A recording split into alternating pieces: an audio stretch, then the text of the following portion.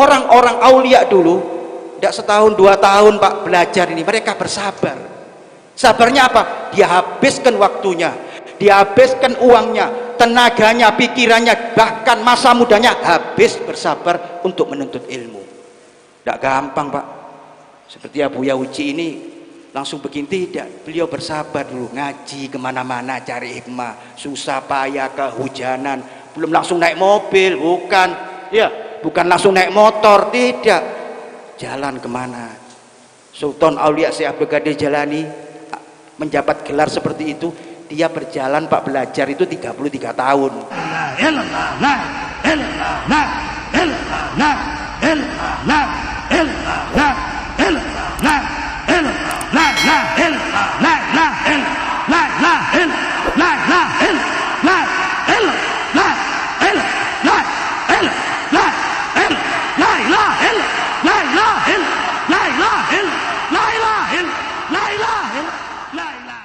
Alhamdulillah, bersyukur kepada Allah Subhanahu wa taala dipertemukan dalam keadaan sehat walafiat. Maka hukumnya setiap kita seorang yang bermukmin yang diberikan kenikmatan oleh Allah, maka wajib hukumnya untuk bersyukur kepada Allah. Wa amma bi ni'mati rabbika fahaddits. Apa-apa yang diberikan nikmat dari Allah, hendaklah kamu utarakan dengan kata-kata syukur, dengan bersedekah, segala macamnya adalah bentuk rasa syukur kita kepada Allah Subhanahu wa taala. Mudah-mudahan karunia yang besar ini terus menerus yang kita dapatkan dan insya Allah menjadi keberkahan kita di dini wa dunia wal akhirah. Amin ya rabbal. Alhamdulillah, duduk kita ini bersama orang-orang mulia, ya, Majma'al Qaumil Kirami, bersama orang-orang yang mulia.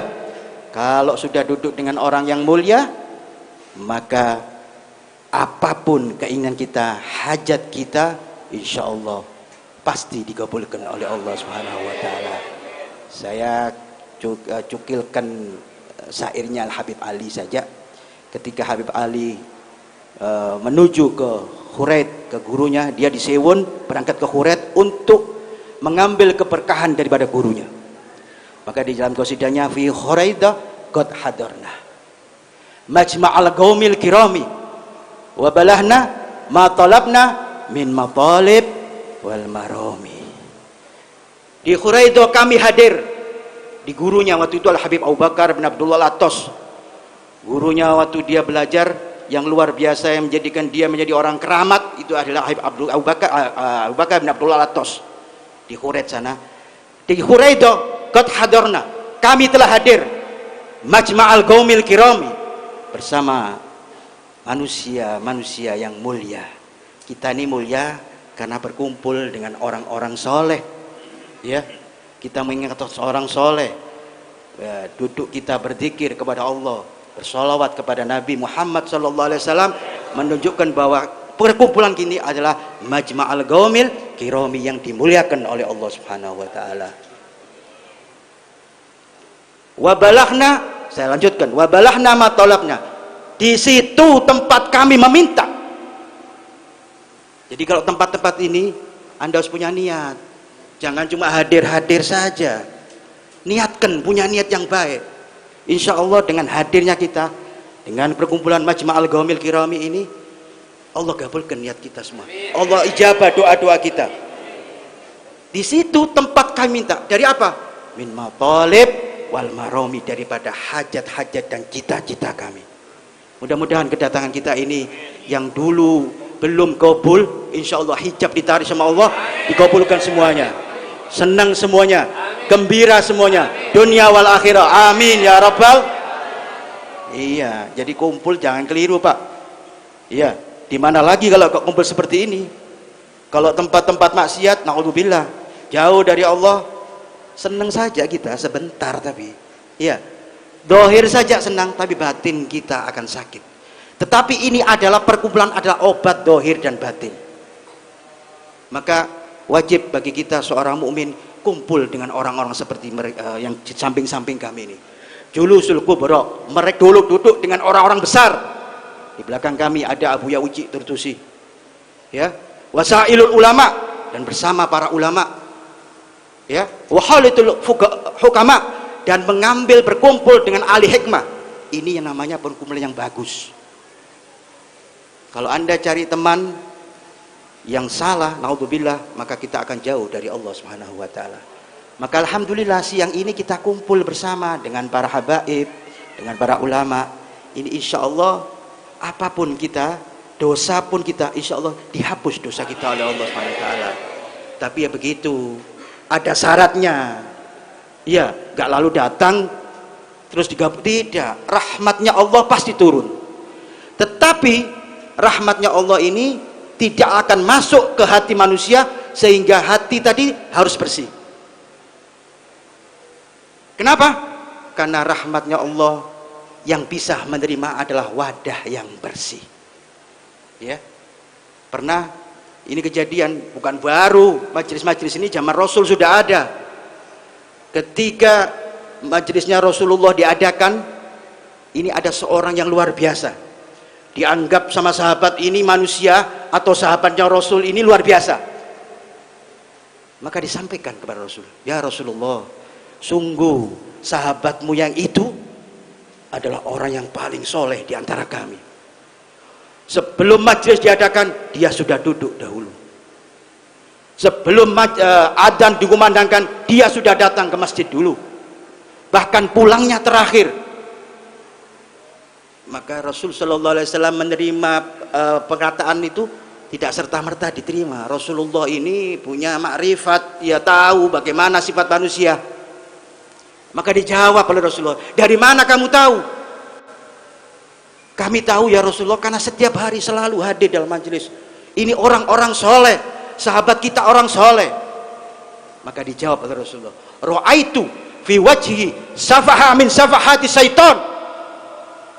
Saya lihat orang itu, kata Rasul Sallallahu Alaihi Wasallam, bekas daripada tamparan syaitan. Maka kaget sahabat itu, loh ya Rasulullah, apakah benar? Kalau tidak percaya, datangkan kepadaku. Maka dipanggil orang yang katanya sahabat orang soleh tadi. Ya sahab, kata Rasulullah, wahai pemuda, ra'aitu fi wajhika safaha min safahati syaitan. Aku melihat kamu, mukamu tadi bekas tamparan setan. Engkau datang di majelis ini bukan membahagiakan Nabi, bukan membahagiakan Allah, tapi hatimu dipermainkan oleh setan. Engkau menyenangkan setan. Maka pemuda tadi langsung mengatakan, ya Rasulullah, apa dosa saya? Apa salah saya ya Rasulullah? Kalau kamu jujur katakan, kamu datang di sini bagaimana wadah hatimu? Bagaimana kolbumu? Engkau datang di sini penuh dengan kesombongan. Engkau menganggap engkau paling alim, engkau menganggap paling kaya, engkau menganggap paling bisa, paling, maka mustahil bukan malah menyenangkan Allah Subhanahu wa taala, tetapi menjadi permainan setan. Tapi saya yakin di sini yang hadir ini hatinya bersih semuanya.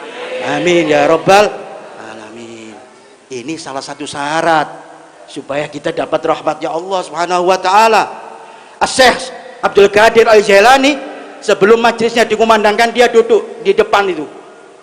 Maka dikabarkan, wahai jamaah yang hatinya kotor, yang wadahnya belum bersih, jangan masuk majelis saya. Karena majelis ini majelis kucuran rahmat dari Allah, ampunan dari Allah. Kalau hatimu bersih, wadahmu bersih, batinmu bersih, lama tugal bahu minan nafahat, aku akan berikan nafahat, aku akan berikan ilmu dan hikmah.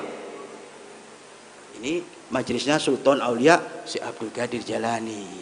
Maka mudah-mudahan ya majelis ini jadi obat hati kita. Yang dulunya agak sombong, ria, lah mudah-mudahan Allah bersihkan dari sifat itu.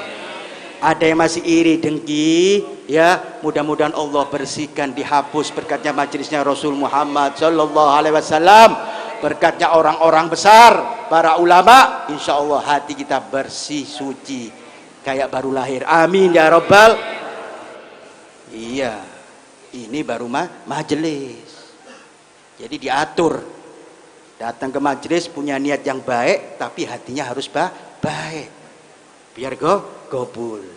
Apalagi ini majelis silaturahim, iya, yakni ini adalah mengikuti akhlaknya Rasul Muhammad Sallallahu Alaihi Wasallam.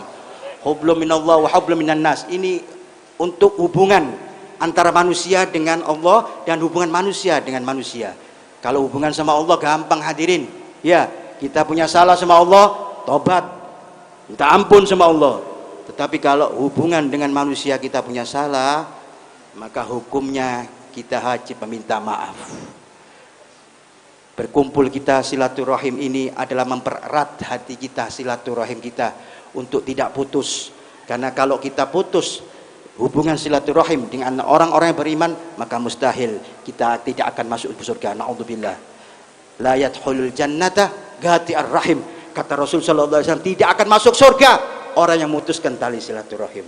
Mudah-mudahan silaturahim ini tambah mempererat hubungan kita, persaudaraan kita, dan insya Allah ini berkumpul ini nanti berkumpul kita di akhirat di surganya Allah Subhanahu wa taala. Amin ya rabbal hadirin kaum muslimin yang dirahmati Allah Subhanahu wa taala. Orang kalau punya salah memang wajib minta maaf. Tetapi itu akhlaknya yang terpuji, yang mulia. Di dalam Al-Qur'an tidak disuruh kita minta maaf. Tetapi di Quran ini diwajibkan orang yang memberikan maaf. Ini akhlak yang luar biasa, di atasnya terpuji. Jadi kalau orang bisa memaafkan orang, ini luar biasa sekali. Dan dipuji oleh Allah Subhanahu wa taala. Dan ingat, kalau kita sudah minta maaf, maka putus sudah kita punya kesalahan terhadap manusia tersebut. Maka tinggal kita hubungan tadi dengan Allah Subhanahu wa taala. Ya. Dan saya yakin di sini kita ini dalam keadaan ukhuwah, dalam satu hati, ya, dalam satu thariqah. Thariqah di mana thariqahnya para aulia, thariqahnya para nabi, di sini dikumpulkan oleh Allah Subhanahu wa taala. Wa inna hadza siratan mustaqiman fattabi'uhu wa la tattabi'us subula fatafarraqu an sabili. Katanya Allah dalam Qur'annya, ikuti jalanku, jangan cari jalan yang lain. Jalannya ulama kita ikuti, jalannya Rasul Muhammad kita ikuti. Wala tattabi'us subula, jangan engkau cari jalan lain. Cukup sudah majelis ini, ya, majelis ilmu di sini, cari ilmu, cari hikmah di sini. Kalau kita cari ilmu di luar salaf, di luar para tabi'in, di luar para sahabat, maka kita keliru di jalannya Allah Subhanahu wa taala. Fatafarraqu, Anda akan bercerai-berai banyak. Ya, naudzubillah. Anak-anak kita yang jarang datang ke majelis ini, mereka datang ke tempat yang naudzubillah tempat maksiat kepada Allah, maka mereka dalam kehidupannya dalam keadaan kacau balau. Mudah-mudahan anak kita ini menjadikan anak yang soleh, akhlak-akhlak yang soleh, akhlak yang dibawakan oleh Rasul Muhammad sallallahu alaihi wasallam. Karena jelas kalau punya akhlak kita memaaf kepada manusia, ini luar biasa sekali dan dipuji di dalam Al-Qur'an. Man afa fa aslaha fa ajurhu Allah. Barang siapa yang bisa memaafkan kesalahan seseorang, yang dapat memaafkan kesalahan seseorang, maka Allah akan memberikan pahala kepada kita semuanya. Allah tidak menyebutkan kita minta maaf, tidak. Yang bisa memberikan maaf. Ini paling susah. Iya. Kadang-kadang kalau urusan minta maaf atau yang memaafkan ini susah. Apalagi di dalam rumah tangga ini ya penting. Suami istri saling maafkan. Apalagi suasana lebaran ini ya. Ini kan masih suasana lebaran. Iya. Kemudian Syawal ini kita untuk mengerat silaturahmi, saling maafkan supaya dosa-dosa kita terhadap makhluknya Allah selesai.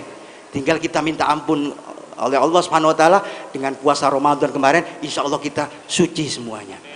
Bersih semuanya. Iya. Ya. Jadi yang paling sulit ini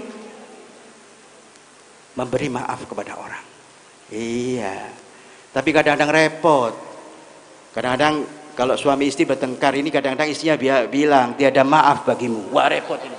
Iya. Tiada maaf bagimu. Nah, ini repot. Saya pernah tamu, Beb, saya punya salah sama seseorang tapi saya minta maaf gak diampuni, Beb. Dia dikasih maaf. Loh, kenapa? Iya, saya minta maaf karena saya punya utang, Beb. Loh, ya selesaikan haknya itu dulu, baru ente minta maaf. Iya. Kalau sekedar minta maaf, terus yang memaafkan, yang punya dosa ini belum menyelesaikan haknya, ya nggak bisa. Katanya Imam Syafi'i, man absuk ya Walam ya'fu wa huwa syaiton. Barang siapa yang meminta maaf tapi tidak diberikan maaf, maka dia adalah setan. Maka dia menganggap yang tidak ngasih saya maaf itu setan. Bukan ente setannya, karena ente belum menyelesaikan haknya. Iya, selesaikan dulu haknya orang ini. Nah, yang susah ini Pak, pejabat. Ya, pejabat itu menggunakan uang rakyat. Tahu-tahu ceramah dia pidato, mohon maaf. Lah haknya rakyat bagaimana? Haknya rakyat ini selesaikan dulu baru diberikan maaf. Begitu ya. Mudah-mudahan kita ini sebagai orang pandai memberikan maaf. Amin ya rabbal alamin. Hadratil kiram wal muhtaram. Ya, mudah-mudahan tadi bacaan sholawat kepada Nabi Muhammad SAW menambah mahabbah kita kepada Rasul SAW, menambah akhlak kita seperti Rasul Muhammad SAW, mencontoh Rasul Muhammad SAW. Contohnya apa Rasulullah ini? Apa akhlak ini? Katanya Sayyidina Abbas, mahwal akhlak, katanya dia. Ini kata Sayyidina, apa ditanya apa sih akhlak itu? Kata Sayyidina Abbas, ini hal mudah, paling mudah. Apa sih? Wajhun basusun wa kallamun layyinun huwa akhlak. Wajah yang sering senyum dan bicara yang lemah lembut, jangan bentak-bentakan, Pak. Ini akhlak. Jadi mulai sekarang, Pak, jangan cemberut terus. Ya, mulai sekarang senyum, coba senyum, bisa nggak senyum? Ya, mulai dari seni senyum, keluar dari seni senyum sampai di rumah senyum. 1 bulan Anda masuk rumah sakit jiwa ini. Iya. Dan bicara yang lemah lembut, huwa akhlak, kata Sayyidina Abu Abbas. Ini contoh yang dicontohkan kepada kita. Iya, jangan ngamuan, Pak, dikit-dikit marah, dikit-dikit disinggung dikit marah, baru jadi takmirnya masjid digunjing orang marah, baru jadi RT dicela sedikit marah. Tidak, Rasulullah ini nggak marahan, Pak. Iya, tapi kalau urusan pribadi Rasul Sallallahu Alaihi Wasallam tidak ada marah Rasul Sallallahu Alaihi Wasallam. Tapi kalau urusan syariat, nah jangan coba-coba. Lam yagum bihodobin ahad, katanya. Tidak ada yang berani satu orang muncul kalau Rasulullah masalah syariat tidak benar, maka Rasulullah akan marah. Kalau syariat dirusak, syariat dimainkan, maka Rasul Muhammad SAW marah. Tapi kalau untuk pribadinya, sampai ada perjanjian waktu itu dengan orang-orang Yahudi, ditulis itu ada kan Rasulullah memakai cincin khataman nubuah katanya, cincin kenabian, di situ ada tulisannya Muhammad Rasulullah.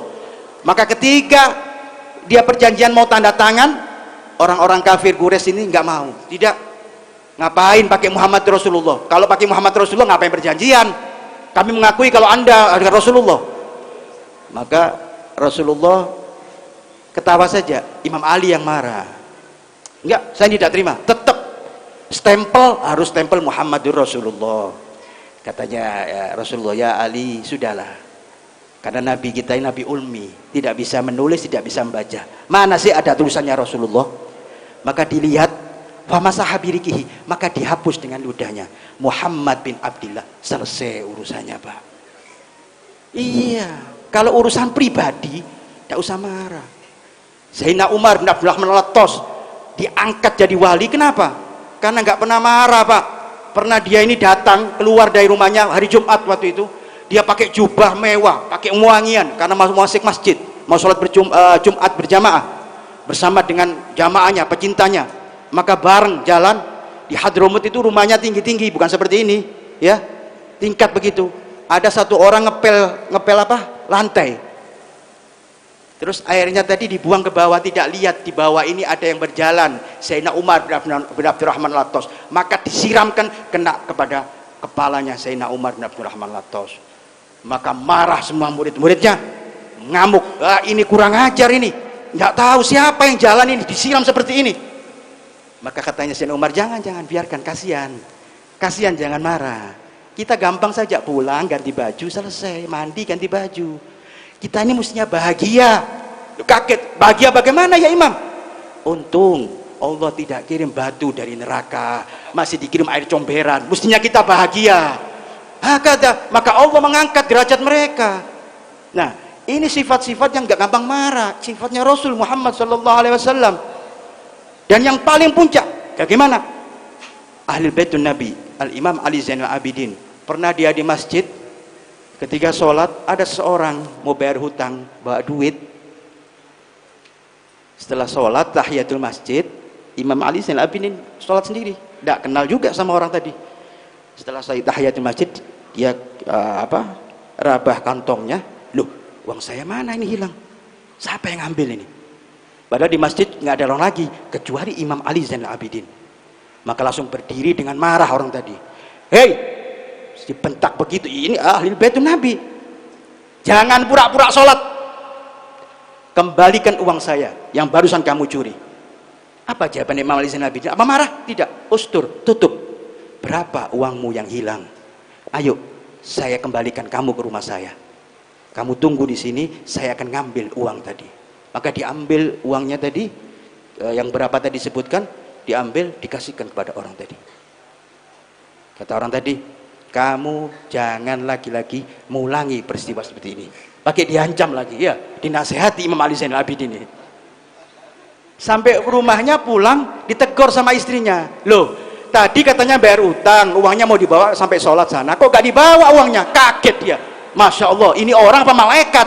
Sudah dicaci, dituduh, gak marah, malah dikembalikan uangnya. Maka dicari sama orang tadi ini, sampai berjalan dia tahu dia ini mungkin rumahnya Imam Ali Zainal Abidin, cuman dia takut mau masuk. Maka tanya, ada seorang murid katakan, mahwal bait, katanya dia, rumah siapa itu? Katanya dia, ini rumah Imam Ali Zainal Abidin bin Husain bin Ali ibn Abi Thalib. Kalau kamu tidak tahu rumah ini, sama dengan masuk Masjidil Haram tidak tahu Ka'bah, saking besarnya. Maka diketuk pintu tadi, dibuka oleh Imam Ali Zainal Abidin. Kaget Imam Ali Zainal Abidin, loh kenapa kamu kesini lagi? Apa masih kurang uangnya? Masih begitu juga. Ditanya begitu juga oleh Imam Ali Zainal Abidin. Tidak wahai Imam, samihni, maafkan aku telah menuduh kamu, memfitnah kamu, padahal uangnya saya lupa, maafkan saya wahai ahli baitun Nabi. Apa jawabannya Imam Ali Zainal Abidin? Apa marah dia? Apa sombong dia? Tidak. Wahai fulan, sesungguhnya saya sudah maafkan kamu semenjak saya keluar dari masjid radhiyallahu anhu. Maka Allah angkat derajat mereka. Derajat mereka karena apa? Karena mudah memaafkan manusia, tidak gampang marah. Dan diceritakan akhir sahabat, terakhir ada sahabat ini, sahabat sudah habis, ada satu sahabat masuk pasar, mau bayar makanan, kantongnya sobek. Kantongnya sobek. Loh, katanya dia, mohon maaf katanya dia, saya nggak jadi beli dah. Loh, kenapa? Saya kecopetan, tadi saya bawa uang. Kaget ini, dan tahu ini, loh anda ini sahabat kecopetan, maka teriak permanen, wahai fulan ahli suk, wahai ahli pasar, sahabat ini kehilangan kecopetan uang, maka cari siapa yang mencopet. Maka datang semua orang-orang, karena ini sahabat luar biasa, berkumpul mereka. Wahai sahabat, katanya dia, berikan kepada kami isaroh, minta isaroh, siapa yang mengambil di antara kita semua di dalam pasar. apa langsung berikan isaroh? Tidak. Ya ahli suk, sebentar, dengarkan dulu. Kalau dia mengambil karena kebutuhan, karena kepepet, maka saya berikan sebagai hadiah. Siapa yang melarang hadiah? Ada yang nyeletuk, loh kalau memang dia sengaja maksiat kepada Allah, mencuri uangmu sengaja, kalau mereka ini orang yang mencuri uang saya atau mencopet uang saya sengaja, maka saya doakan mudah-mudahan ini perbuatan yang terakhir. Maka yang lain mengatakan, waduh, mendingan saya aja ya yang mencopet, dapat doanya sahabat ini. Kenapa saya tidak mencopet sekalian? Nah, saking luar biasanya ini. Ayo kita yang di sini ya, yang selalu menyebut nama Rasulullah, menyebut nama sahabat, yang cinta kepada Rasulullah, ayo kita ikuti Rasul Muhammad sallallahu alaihi wasallam. Ikuti akhlak beliau. Iya. Jangan anda cari yang ajaran yang lain. Iya, contoh-contoh yang lain tidak. Contoh Rasul Muhammad SAW berturut-turut silsilah ke sahabat, kemana ke tabiin, sampai aslafun soleh, kepada ahli bait Nabi, habaib kita, ulama kita, yang nyambung terus sanadnya kepada Rasul Muhammad SAW. Mudah-mudahan kita selalu bersambung ilmu kita, akhlak kita kepada Rasul Muhammad SAW, sehingga kita menjadikan orang bergembira dunia wal akhirah. Amin ya rabbal. Ikhwan muslimin rahimakumullah, kalau kita sudah berkumpul di sini, sudah punya niat yang baik, maka ikhtiar kita adalah bersabar kepada Allah Subhanahu wa taala. Kadang-kadang doa ini kepingin cepat semua, Pak. Iya, tidak sabar. Kalau pingin cepat ya susah. Kita perbaiki dulu hati kita, ibadah kita diatur. Kalau Anda pingin doa kita tidak ada hijab, duduk di majelis diterima, maka kita harus bersabar juga. Ya, jangan pingin cepet-cepet. Kalau pingin cepet, Pak, ya kayak seperti alat tol, jalan tol repot, jalan tol juga ada macetnya, Pak. Ya, apalagi urusan sama Allah Subhanahu wa taala. Bersihkan hati kita. Ya, sabar kita. Orang belajar saja harus bersabar, Pak. Ya, apalagi minta rahmatnya Allah. Belajar saja harus sabar. Saya katakan apa? Orang-orang aulia dulu tidak setahun 2 tahun, Pak, belajar ini, mereka bersabar. Sabarnya apa? Dia habiskan waktunya, dia habiskan uangnya, tenaganya, pikirannya, bahkan masa mudanya habis bersabar untuk menuntut ilmu. Tidak gampang, Pak. Seperti Abu Yauji ini langsung begini, tidak. Beliau bersabar dulu, ngaji kemana-mana, cari hikmah, susah payah, kehujanan, belum langsung naik mobil, bukan. Ya, bukan langsung naik motor, tidak. Jalan kemana? Sultan Aulia Syekh Abdul Qadir Jailani menjabat gelar seperti itu, dia berjalan, Pak, belajar itu 33 tahun. Ya, bukan setahun 2 tahun langsung jadi alim. Enak bener, setahun 2 tahun langsung ngaku ali lagi. Hah? 1 tahun belajar jadi wali, Beb. Wah, sukanya makan ketoprak lagi. Lah, wali apa ini? Wali ketoprak, ya. Bersabar. Urusan ilmu saja, mencari ilmu bersabar. Bagaimana? Karena bersabar ini akan menjadikan kecemerlangan, kesuksesan kita di dunia wal akhirah. Saya contohkan, mereka dulu, orang-orang dulu kalau menuntut ilmu, ada namanya Habib Abdurrahman bin Abdullah Al-Idrus, salah satu gurunya Habib Abdul Qadir bin Ahmad Al-Faqih yang di Malang. Hidup di Sihir dulu. Ketika dia taklim belajar sama gurunya, kalau zaman dulu pesantren tidak seperti sekarang, enak, ada tempat tidurnya, ya Kiai, ada lemarinya. Kalau dulu tidak, tempat tidurnya bawa sendiri, Pak, diikat sama dia, bawa sendiri. Datang kepada gurunya belajar, murojaah, malamnya dia mutolaah, duduk dia sampai lupa, ketiduran. Malam itu ketiduran, dia lupa kalau kasurnya masih diikat. Besoknya juga gitu, ketemu gurunya, saking nikmatnya murojaah sama gurunya, malamnya mutola, lupa lagi, 2 malam, 3 malam, sampai 4 tahun lupa kalau dia bawa kasur. Lah iya, mereka begitu. Kalau sekarang enggak, santri-santri ini, iya, kalau dibuka lemarinya bukan kitab, Indomie isinya, ya. Makanya ukuran ilmu mereka luar biasa. Sebelum ahli Baitun Nabi datang ke Yaman sana, ada yang luar biasa di zaman Sultan Aulia Syekh Abdul Qadir Jailani, ada namanya Syekh Salim Bafadol. Kalau Anda mudah-mudahan kita berkat berziarah ke sana, ada namanya Syekh Salim Bafadol radhiyallahu anhu. Dia keluar dari Yaman mendengar bahwa ada Sultan Aulia Syekh Abdul Qadir Jailani, berangkat ke Irak. Dulu tidak ada kantor pos, Pak. Iya. Apalagi apa ini? Hatif, ya. Hatif. Hatif ini maknanya iya, jawal. Kalau jawal pantas, kalau hatif ini bahaya ini. Kenapa? Kalau orang sudah dapat hatif, ada suara rupa tiada, pasti jadi wali. Kalau iya hatif Allah. Hatif Robani. Kalau sekarang walinya kaget, loh kok ada yang seperti ini kami gak jadi wali-wali, ya. Bingung, pas jawal saja, ya. Iya. Jadi di atasnya wali semua ini. Bisa lihat lagi gambarnya. Masya Allah. Kalau orang dulu dapat hatif, wah luar biasa. Langsung derajatnya dinaikkan jadi keramat, ya. Kalau kita pegang HP tidak keramat-keramat, malah tambah jauh. Naudzubillah. Ini Syekh Salim Bafadol berangkat dari Yaman ke Sultan Aulia Syekh Abdul Qadir Jailani. Maka di situ saking senangnya, nikmatnya bertemu gurunya, saking nikmatnya belajar, dia 40 tahun, Pak, di Irak sana. Keluarganya menyangka dia sudah mati. Karena tidak ada kantor pos, ya, telegram, apalagi ini tidak ada kabar. Kalau orang sudah keluar bertahun-tahun, dianggap sudah mati. Maka setelah 40 tahun sudah dapat ilmu, kembali ke Yaman. Ya, kembali ke Yaman dengan 60 onta. Pulang membawa 60 onta. Apa yang dibawanya? Bukan duit, Pak, tapi kitab semua itu 60 onta itu. Datang ke Yaman sana, kaget orang Yaman, dan dia sendiri bingung. Yang dulu muda jadi tua. 40 tahun. Dan keluarganya menganggap ini Syekh Salim sudah meninggal. Akhirnya Syekh Salim luar biasa, dapat julukan Muhyi Sunan, yang menghidupkan sunnah-sunnah Rasul di Yaman sampai sekarang, luar biasa. Mudah-mudahan kita dapat berziarah ke makam para aulia Allah, ya. Mudah-mudahan kita dapat keberkahan daripada aulia Allah, dan yakini bahwa mereka orang-orang solihin tidak mati, Pak. Ya, mereka hidup di dalam kuburannya. Al-wali haya fi kuburihim. Mereka hidup di dalam kuburannya, tahu siapa yang datang, tahu kesusahan kita.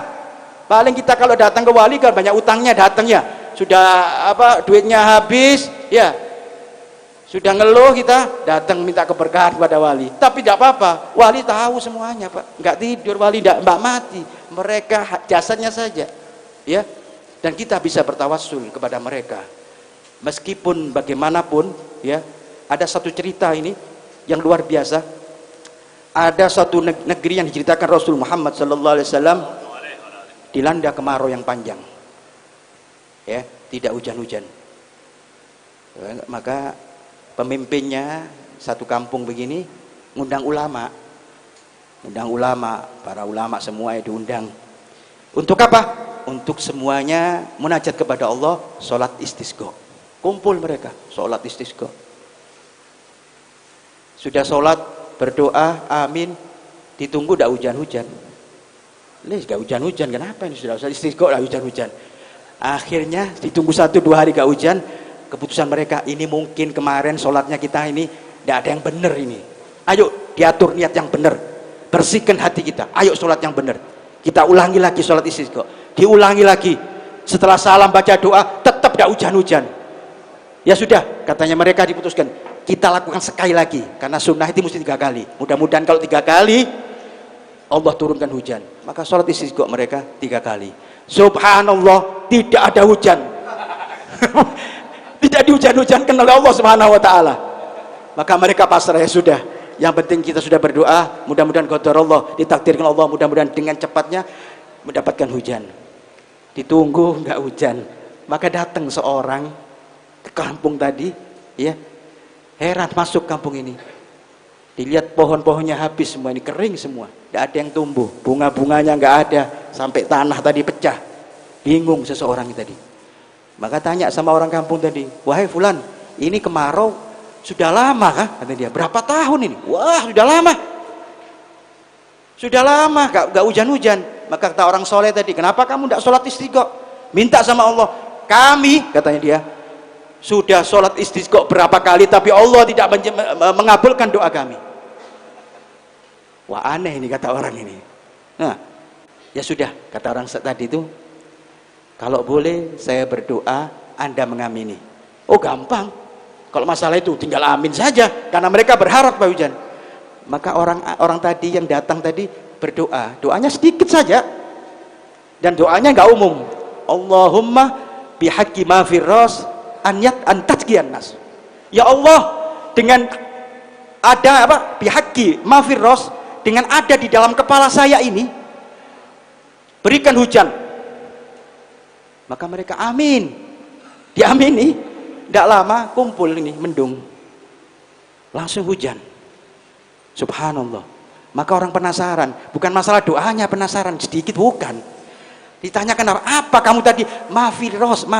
Bihaqqi ma firras. Apa yang ada di dalam kepalamu tadi itu, sehingga kamu bisa datangkan hujan ini? Dalam kepalamu ini apa?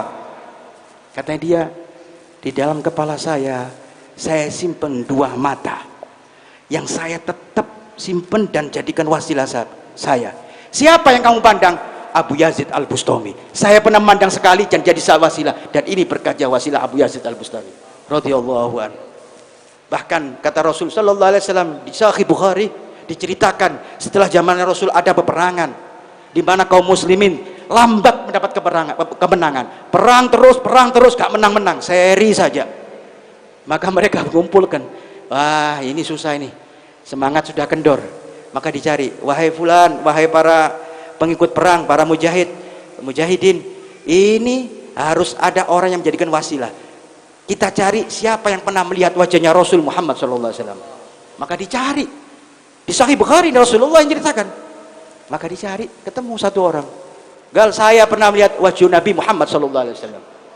Maka didatangkan, mereka berwasilah orang yang telah memandangnya Rasul SAW. Seketika itu juga diberikan kemenangan oleh Allah Subhanahu wa Ta'ala. Bukan itu saja, diceritakan setelah itu berpuluh tahun ada peperangan lagi, kata Rasul SAW. Juga lambat, diberikan kemenangan lambat. Maka pemimpinnya mengatakan, adakah yang pernah melihat sahabat yang pernah melihat wajah Rasul Muhammad SAW? Maka didatangkan orang yang melihat sahabat. Maka mereka bertawasul, orang yang pernah melihat sahabat dan sahabat pernah melihat Rasul Muhammad SAW. Allah berikan kemenangan. Tidak sampai 3 kali Rasulullah. Setelah itu ada peperangan. Lambat juga, hajatnya nggak gobul-gobul, ya, susah mau gobul. Didatangkan tabiin. Siapa yang pernah melihat tabiin, yang pernah melihat sahabat? Didatangkan, benar. Kami bertawasul kepada mereka. Allah berikan kemenangan. Jadi mari kita bertawasul kepada orang-orang soleh.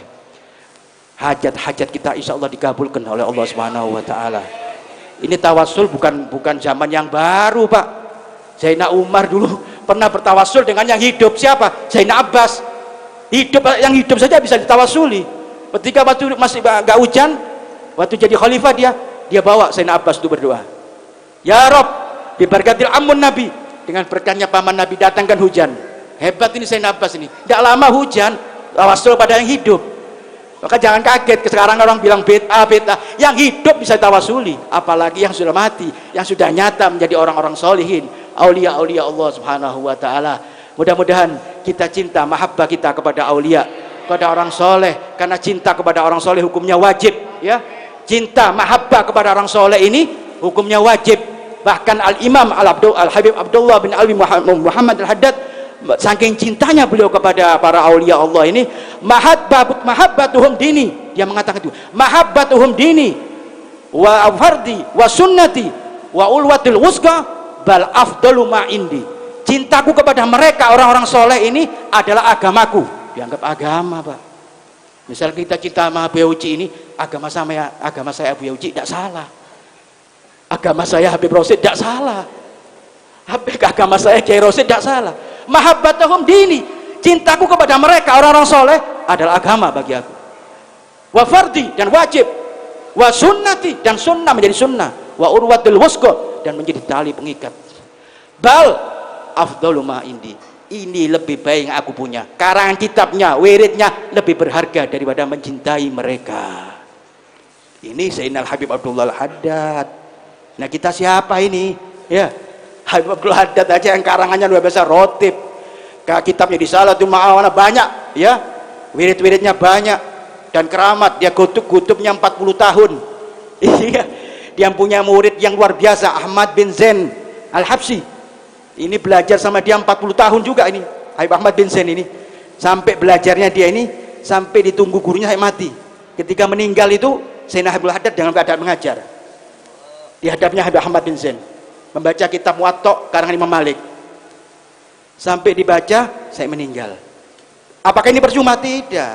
Habib Abdullah mengatakan, narju an yakuna Ahmad bin Zain fil ilmu dhahir misil Syafi'i. Saya mengharapkan Ahmad bin Zain dalam ilmu dohirnya seperti Imam Syafi'i. Maka dikatakan waktu Ahmad bin Zain, Syafi'i di zamannya, radhiyallahu anhum. Masya Allah. Jadi wajib cinta kita kepada para aulia Allah, kekasih-kekasih Allah, seperti mereka-mereka yang sudah luar biasa, yang perjalanannya luar biasa, yang menjadikan manfaat kepada kita. Wajib kita ingat, ya, wajib kita ingat jasa-jasanya. Rasulullah saja suruh ingat kepada jasa-jasa orang-orang apa, nabi-nabi sebelumnya. Wadkur fi kitabi Musa, ingatlah kepada kitab Nabi Musa. Wadkur fi Ibrahim, wadkur fi kitabil Ismail. Rasulullah suruh ingat, Pak, jasa-jasa mereka, tidak boleh lupa. Bahkan kepada orang perempuan pun. Siapa orang perempuan? Supaya ingat Rasulullah. Wadkur fi kitabi Maryam, ingatlah kepada Siti Maryam radhiyallahu anha. Masya Allah. Jadi kita, Pak, mari di majelis ini saya yakin majma'al qaumil kirami, perkumpulan orang-orang soleh, ya, Kita berhusnudzon, berasangka baik kepada mereka, dengan cinta kepada mereka, insya Allah apapun yang kita ingini, apapun yang kita harapkan, cita-cita kita ya, insya Allah mudah-mudahan Allah berikan apa yang kita harapkan. Allah kabulkan niat dan hajat kita, dan insya Allah kita selamat daripada dunia wal akhirah, selamat dari siksanya Allah, dan insya Allah kita bahagia berkumpul dengan para orang saleh, berkumpul dengan para habaib, berkumpul dengan sahabat, berkumpul dengan Nabi di surganya Allah. Amin ya rabbal. Terakhir mari kita berdoa, ya Rabb ya Rahman Rahimin.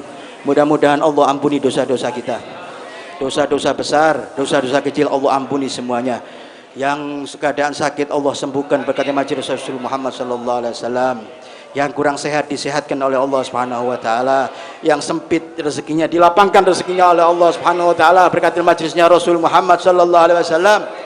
Berkatnya Majma'al Qaumil Kirami, ya Arhamar Rahimin, ya Sami'u ya Basir.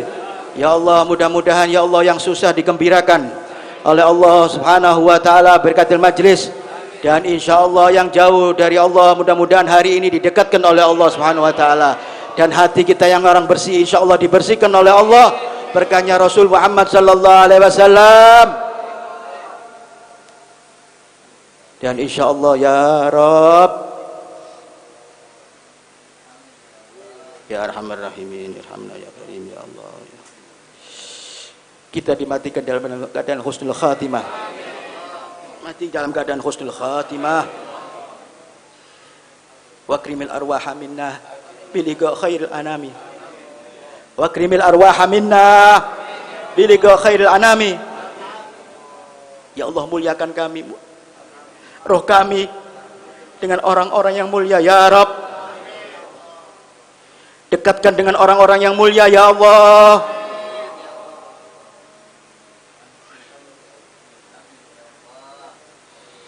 Rabbi fanfa'na bi barakatihim wahdinal husna bi hurmatihim wa amitna fi tariqatihim wa mu'afat minal fitani. Allahumma ij'al hadza jam'ana jam'al marhumah wa tafarruqan bi tafarruqan ma'sumah wa la taj'al fina wa la ma'na syakiyan wa la mahruda bi rahmatika ya arhamar rahimin ya arhamar rahimin ya arhamar rahimin. Rabbana taqabbal minna innaka antas samiul alim wa tub alaina innaka antat tawwabur rahim. Rabbana atina fid dunya hasanah wa fil akhirati hasanah wa qina adzabannar. Sallallahu alaihi wasallam Muhammadin nabiyil ummi wa ala alihi washabihi wasallam. Alhamdulillahirabbil alamin. Mohon maaf kalau ada salah kurangnya. Billahi taufiq wal afwi minkum. Assalamualaikum warahmatullahi wabarakatuh.